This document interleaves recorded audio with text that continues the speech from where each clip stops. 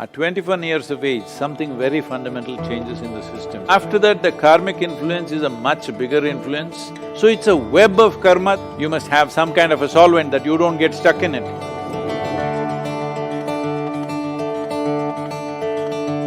Thank you, Sadhguru. So, following along the previous thoughts that you expressed about the memory, is this the genetic memory that dominates, or is the karmic memory that dominates? Because I seem like I have both inputs coming into me. I don't know which one is… Well, the genetic memory has a certain level of significance till you're 21 years of age. At 21 years of age, something very fundamental changes in the system, that the genetic memory becomes less dominant, it just starts playing minimal role. Many parents are surprised how the children who were so attached to them just some time ago, suddenly they cross 21 years of age, suddenly they cannot relate the same way with their parents simply because their genetic memory becomes at a lowered scale of function once 21 years of age is over. This is nature's way of building up a kind of a safety mechanism for our growth, because a human child doesn't come like other animals. Other animals, 90% of what they should be is already fixed by their genetics. Only 10% of evolution in their lifetime, that too they can either exploit it or not. But with a human being, only 10% is fixed, 90% is left to individual human being. Because of this, the early stage of development for a human child is much more fragile, needs much more atmosphere, needs much more nurture, because 90% has to be created, only 10% is already there as a standard. So, by 21 years of age, your genetic influence would have come down significantly, unless you're very unnaturally attached to your parentage, either because they have too much wealth, or or because they're very dominant, or because you admire them too much, whatever. Otherwise, the genetic influence will come down naturally.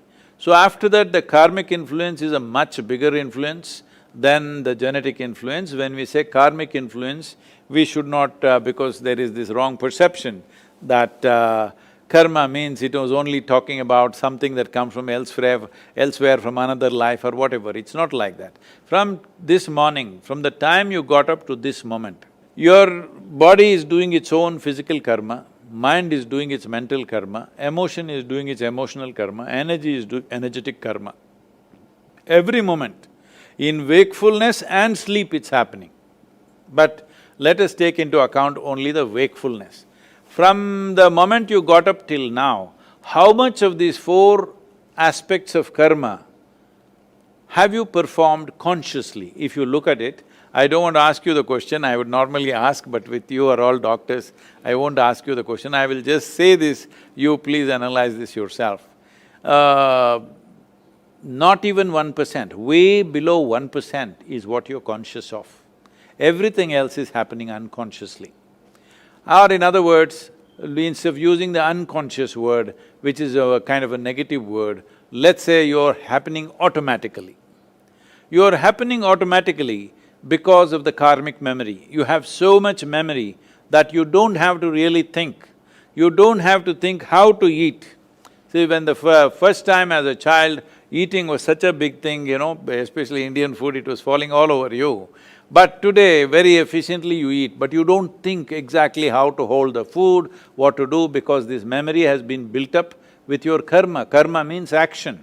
These four dimensions of action are always building things up to make life easier for you, not to entangle you. So it's a web of karma that you create. But when you create a web, you must have a certain, you must have some kind of a solvent that you don't get stuck in it.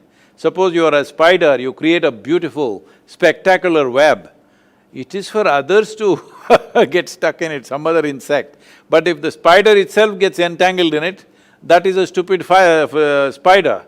So that is what is happening to human beings. An elaborate system of memory is being created every moment. See, you may be sleeping, there are many experiments like this, I won't go into the detail. Even when you're sleeping, you're fast asleep, you don't know. I will speak in a language that you do not know 1 or 10 sentences. Actually, we can hypnotize you after many months or years. We can make you say those sentences in a language that you do not know, at a time… you perceived it at a time when you are fast asleep. It is possible to do that. So I am saying if you walk from this place to that place, there may be 25 different kinds of smells. You may not notice it consciously. Only if it's very acute, either it is very bad or very good, you may notice it, otherwise you don't notice it. But in the sensory system, all that is recorded.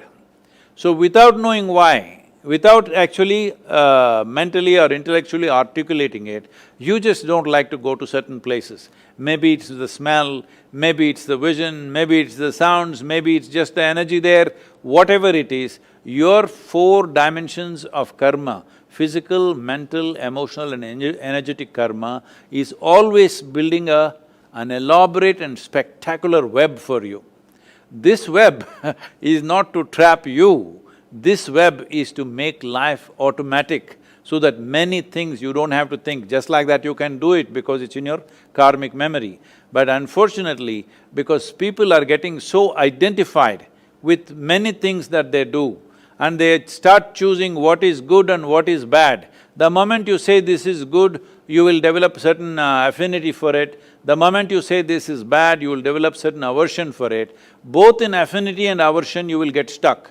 Now you built an elaborate web and you got stuck in your own web. This is the fate of karma for most people. Karma is the most dynamic way to exist. It simply literally means you are the maker of your life.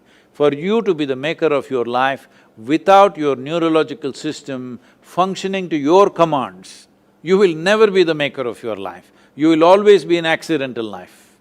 So if you move away from being an accidental life, the people who are experiencing unnecessary levels of anxiety and fear and things on a daily basis, a whole lot of medical professionals are going about saying, these are normal things, you're anxious, it's normal, even I am also anxious. This is not the way to make a human being. A human being is capable of being above this.